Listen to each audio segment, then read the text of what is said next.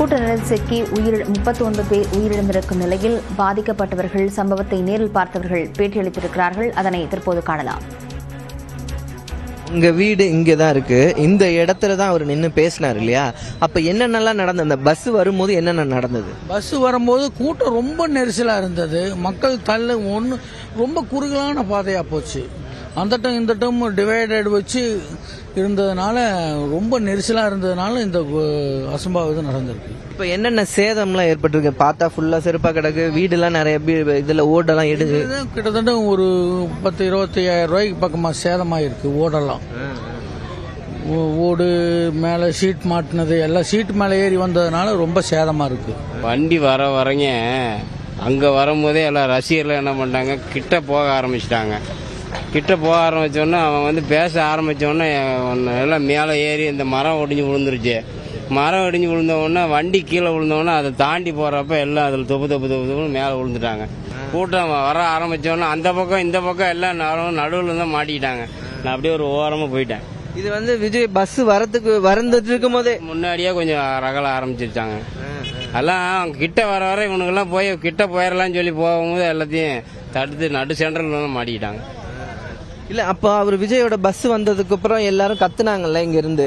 அது 2-3 பேர் மயக்கம் போட்டு கீழே விழுக ஆரம்பிச்சோடனே ஆம்புலன்ஸை கொண்டாடினாங்க இல்லைங்க. அப்பயே ஆரம்பிச்சிருச்சு ஸ்டார்டிங்.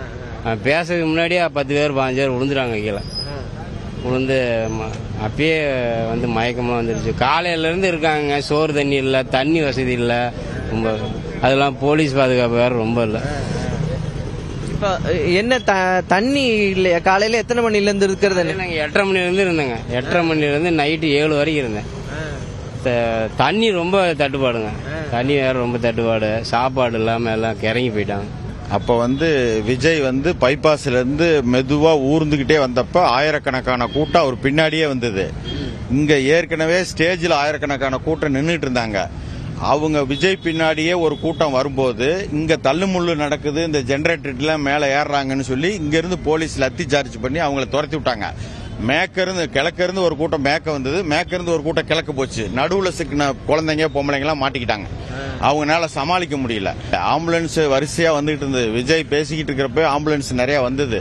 ஆம்புலன்ஸ் வந்தாலுமே கூட்ட நெரிசல்ல ஆம்புலன்ஸ்ல அவங்கள எடுத்து ஸ்ட்ரெச்சர்ல வச்சு கொண்டு போறதுக்கு வழி இல்லாம பயங்கரமான நெரிசல். யாராவது ஒருத்தர் தடுமாறி கீழே விழுந்தா முதிச்சு அவங்கள கொண்டு போடுறாங்க.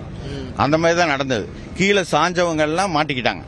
அதுல மயக்கம் வந்தது, நிறைய பேருக்கு மயக்கம் வந்துருச்சு. மயக்கம் வந்து கீழே சாஞ்சாங்கன்னா அவங்கள தூக்கறதுக்குலாம் ஆள் இல்லை. கூட்ட நெரிசல் அதிகமா இருக்கனால போட்டு முதிச்சு அவங்கள இது பண்ணிட்டு போயிடுறாங்க. அதனாலதான் சம்பவம் நடந்தது. அதாவது பொதுமக்கள், சின்ன குழந்தைங்க, லேடிஸ் அவங்களாம் அந்த கும்பலை பார்த்துட்டு கிளம்பி இருக்கணும். இது நமக்கு சரி. நம்மள மாதிரி சின்ன ஆம்பளைங்க நம்ம இதனால சமாளிச்சிடலாம். ஆனால் அந்த அதிகமா அந்த லேடிஸ் குழந்தைங்க ரொம்ப கஷ்டம் வருது. அதுதான் பக்கத்துல பார்க்கலாம். அவர் விஜய் என்ன பண்ணும், பைபாஸ்லயே கையை காட்டிருக்கோம். கை காட்டிருந்தா கும்பல் எல்லாம் போயிருக்கும். அவரு என்ன பண்றாரு, இது வரைக்கும் இங்க வந்துதான் உள்ள இருந்திருக்காரு. ஒரு வண்டியோட ஜன்னல் மூடியே இருந்தது, யாருமே ஜன்னல் மூடி பார்க்க முடியலாங்க. மக்கள் அங்கேயிருந்து பார்க்க முடியலாங்க.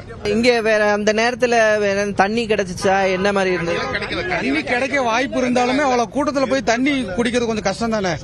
உங்களுக்கு உள்ள இருந்து வெளியில போறதே கொஞ்சம் சிரமம் தான். அது அவங்களுக்கு காலையில இருந்தே கூட்டம் வந்து. ஆமா, காலையில இருந்து அதாவது ரசிகர்கள் அவங்க விஜய் மெயினா பாக்குறதுக்கோசரமே வந்த கூட்டம் அதிகமா. பக்கத்துல இருந்தா கொஞ்சம் நல்லா பார்க்க முடியும் அப்படின்னு சொல்லிட்டு.